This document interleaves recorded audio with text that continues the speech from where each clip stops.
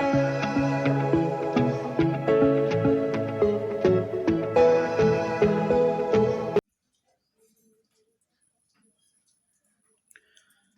Student, कैसे हैं आप?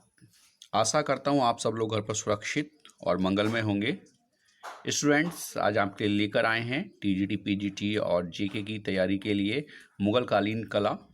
बहुत ही महत्वपूर्ण टॉपिक है और इससे ऐसी कोई परीक्षा छूती नहीं रही है जिसमें कि मुगल कालीन कला से संबंधित प्रश्न ना आते हों।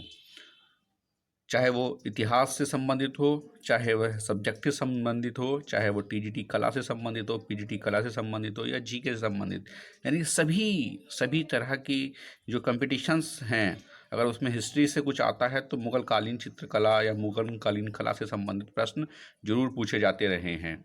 तो आज इसी विषय पर चर्चा करेंगे, समझेंगे, पढ़ेंगे। तो शुरू करते हैं। जिन बच्चों ने अभी तक चैनल सब्सक्राइब नहीं किया है, चैनल सब्सक्राइब कर लें। स्टूडेंट्स, आज मैं आपको जो मुगल कालीन चित्रकला है उसका स्टेप बाय स्टेप, जो मुगल कालीन सम्राट हुए हैं उनकी संक्षिप्त परिचय उनका देता चलूँगा। उनके समय में जो कला का प्रादुर्भाव हुआ है, जो विकास हुआ है, उसको समझाता चलूँगा। तो यहाँ पर शुरू करते हैं। बाबर तथा हुमायूं के काल में जो ईरानी शैली अपने मूल या अपरिवर्तित रूप में प्रचलित थी, अकबर के शासनकाल में उस शैली से एक नवीन कला शैली का जन्म हुआ जिसे मुगल कला कहते हैं। तो कहने का तात्पर्य ये है, जो बाबर या हुमायूं भारत में कला लेकर आए थे वह ईरानी कला थी, परंतु जब उस शैली में जो है परिवर्तन हुआ और अकबर के समय में आकर वह मुगल कालीन या मुगल कला कहलाई। मुगल चित्रकला का प्रादुर्भाव अकबर के शासनकाल में प्रारंभ हुआ। वह जागीर के संरक्षण में विकसित हुई और 17वीं शताब्दी में विकास के सर्वोच्च शिखर पर पहुंच गई। यहाँ पर यह प्रश्न बनता है कि जो मुगल कालीन चित्रकला है वह सर्वोच्च पर कब पहुंची? तो 17वीं शताब्दी में वह अपने शिखर पर थी। चित्रकला के क्षेत्र में मुगलों का योगदान अविस्मरणीय है। उनके संरक्षण में इस कला का खूब विकास हुआ। यद्यपि इस्लाम सजीव चित्रों के अंकन का निषेध करता है, परंतु मुगल सम्राट अकबर का विचार कुछ और ही था। इस संबंध में उसका कहना था कि यदि चित्रकला में अपने अद्भुत साधनों द्वारा ईश्वर को पहचानने की क्षमता है तो वह उस जीवन देने वाले ईश्वर के विषय में सोचने के लिए विवश है और इस तरह से वह अपने ज्ञान की वृद्धि करेगा।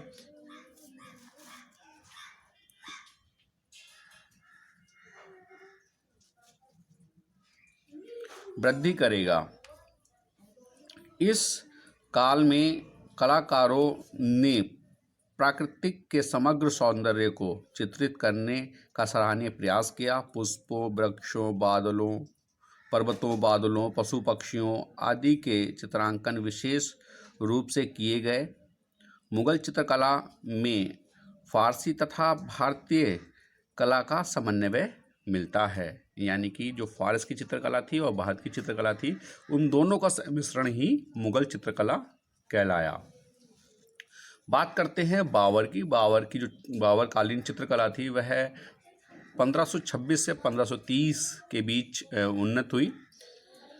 15वीं सदी में हिरात में चित्रकला की काफ़ी उन्नति हुई। इस चीज़ को देखेंगे, हिरात में काफ़ी उन्नति हुई। भारत आने के पूर्व, यानी कि पहले बाबर हिरात गया था।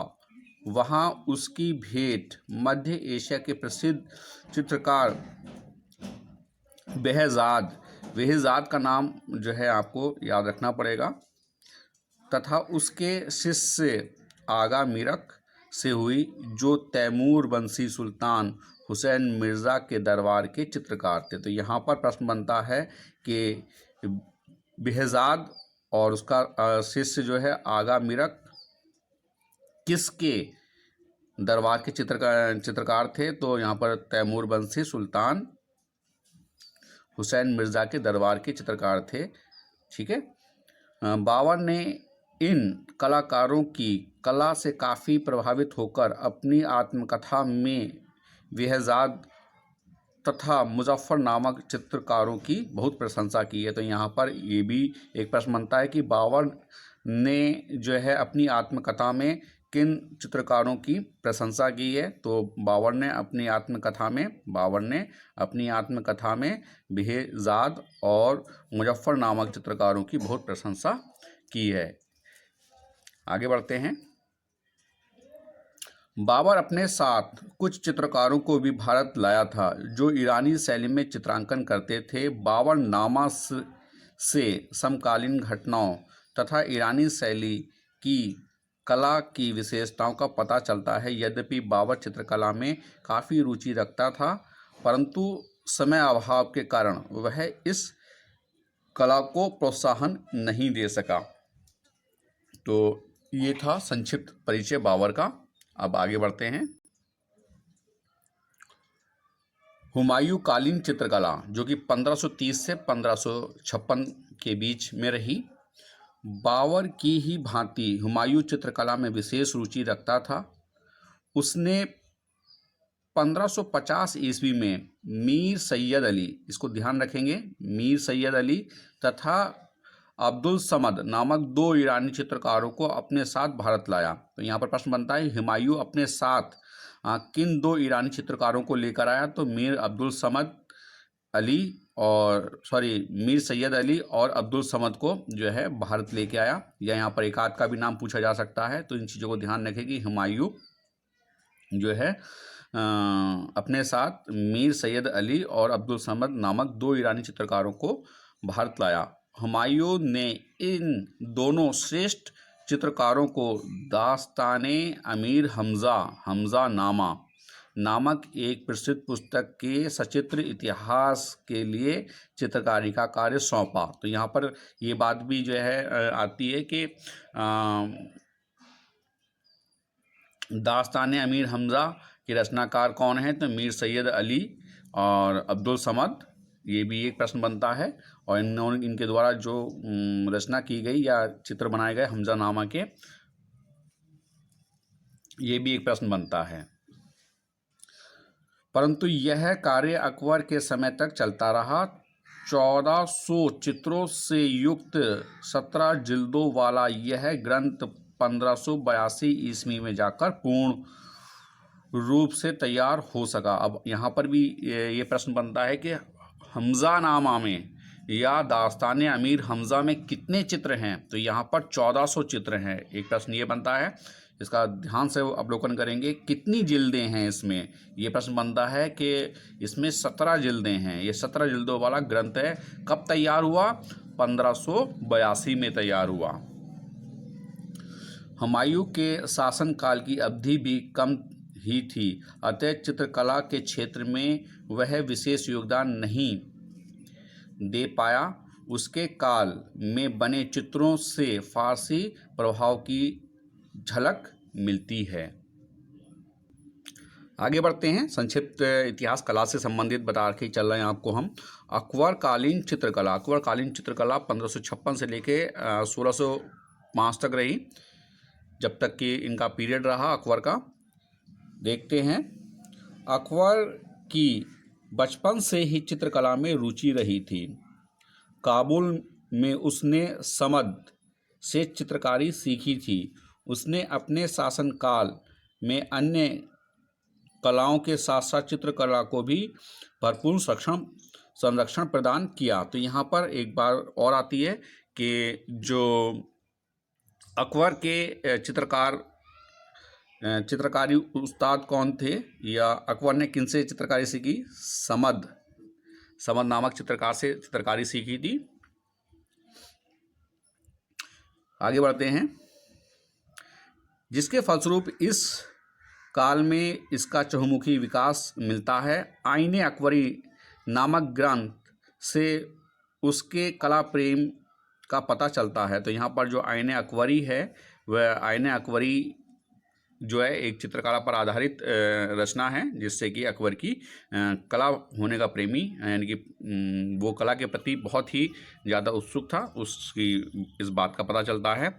इस ग्रंथ में लिखा गया है कि किशोर अवस्था से ही श्रीमान की अभिरुचि चित्रकला की ओर रही है और वे सब तरह से उसे प्रोत्साहित करते रहे हैं। वे चित्रकला को अध्ययन और मनोरंजन का माध्यम मानते हैं। चित्रशाला का दरोगा प्रति सप्ताह चित्रकारों के काम श्रीमान के सामने रखता है और वे उत्कृष्ट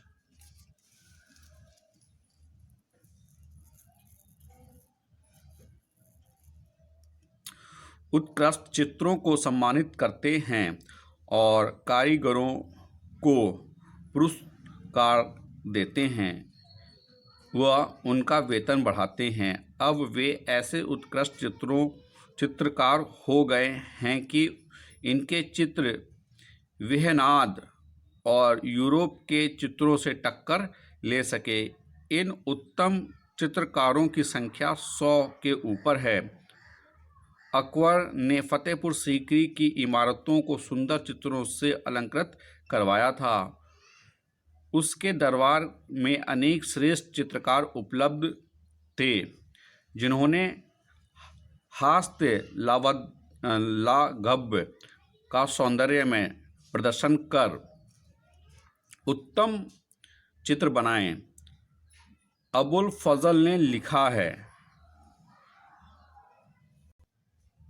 कि अकबर के दरबार में अनेक निपुण और प्रसिद्ध चित्रकार थे। इनमें हिंदुओं की संख्या अधिक थी, क्योंकि उनके चित्र आशातीत अच्छे होते थे। वास्तव में उनके समान संसार में बहुत कम चित्रकार थे।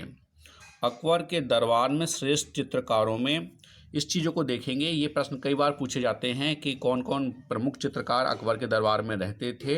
एक दो का नाम दे दिया जाता है, किसी विशेष का नाम दे दिया जाता है, तो यहाँ पर सभी का नाम को ध्यान रखना आवश्यक है।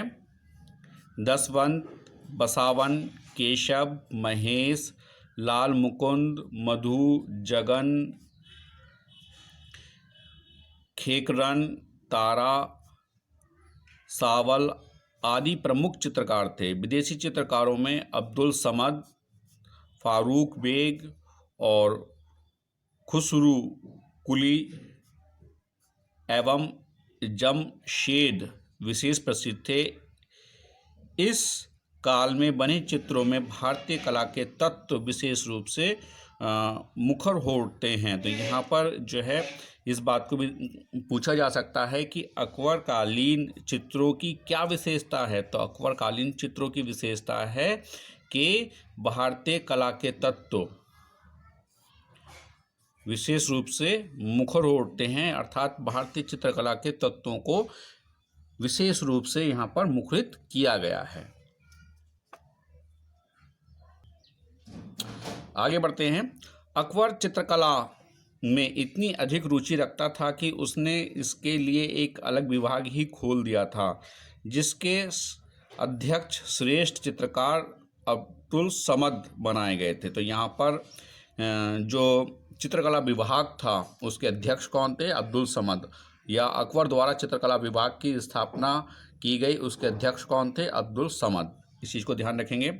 सम्राट के चित्रकारों में दसवंत प्रमुख स्थान रखता था। दसवंत जाति से कहार थे। ये भी चीज़ें यहाँ पर पूछा जाता है कि दसवंत जो है किस जाति से थे। तो दसवंत कहार जाति से थे तथा उन्होंने अपना पूरा जीवन चित्रकारी में ही लगा दिया था। बसावन दसवंत का प्रतियोगी था। वह व्यक्ति चित्र में अग्रणीय था। तो जो बसावन था वो व्यक्ति चित्र बनाने में निपुण था। अकबर के काल में चित्रकला के एक विशेष स्कूल का विकास हुआ, जिसमें भिन्न भिन्न धर्म, जाति एवं देश विदेश के कलाकार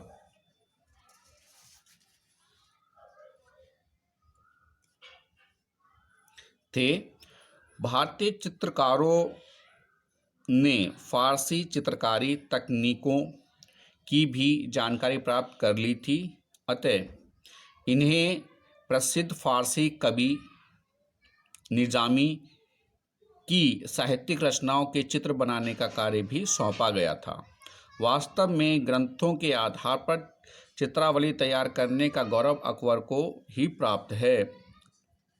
जामी अल तवारिख नामक ग्रंथ, जो चंगेज़ खां के वंश का इतिहास है, के लघु चित्रों में भी हिंदू कलाकारों के हस्त कौशल के दर्शन होते हैं। अमीर खुसरो के काव्यों के साथ ही बसावन, मनोहर, धर्मपाल, नरसिंह जैसे भारतीय हिंदू चित्रकारों के रेखा चित्र मिलते हैं।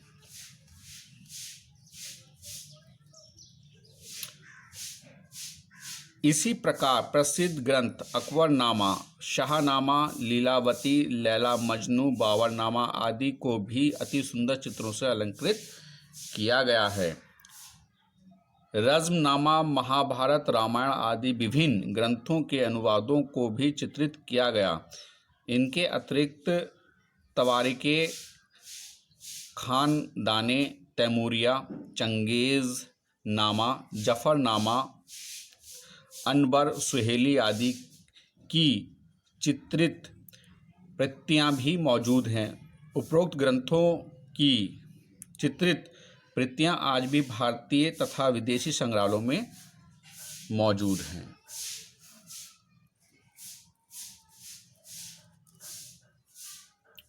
आगे बढ़ते हैं।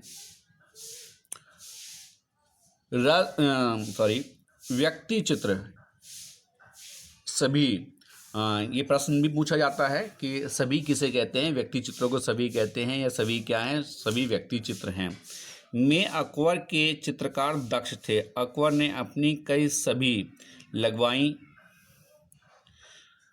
कमराओं आदि में भी उसने व्यक्ति चित्र बनवाए। हमज़ानामा में देवियों की छवियों को चित्रित करवाया था। अकबरनामा, बाबरनामा आदि ग्रंथों में व्यक्ति चित्रों की भरमार है। तो इस प्रकार से हम कह सकते हैं कि अकबर के समय में जो चित्रकला थी वह काफ़ी विकसित हुई। लगभग 100 से ऊपर चित्रकार अकबर के समय में मौजूद थे। अकबर के समय में जो चित्रकार थे उनमें हिंदू चित्रकारों की संख्या कहीं अधिक थी। तो ये कई सारे ऐसे प्रश्न बनते हैं जिनको हमें जो है अनुसरण करना अनिवार्य बनता है। यह चैप्टर काफ़ी बड़ा है, इसका विषय काफ़ी बड़ा है। इसमें आगे हम आपको जागीरकालीन